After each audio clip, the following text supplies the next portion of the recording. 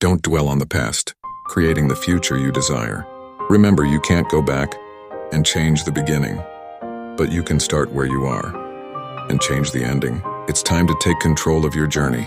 If you don't like the road you're walking, start paving another one. Don't settle for mediocrity or unhappiness. You have the power to shape your own destiny. The first step is simple, starting now. Release the regrets and the what-ifs that hold you back. Embrace the present moment and all the possibilities it holds. Believe in yourself and your ability to make a change. It won't be easy, but nothing worth having ever is. Dedicate yourself to the process and keep pushing forward. Every small step you take gets you closer to the future you desire.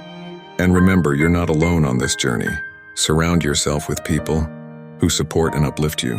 So let go of the past and start paving your own path. Take charge of your life and make it the best it can be. Together, let's create a future full of joy, fulfillment, and success. Please like, drop a comment, and subscribe to stay connected and motivated on this incredible journey. Together, we will conquer any obstacles and create the future we truly desire.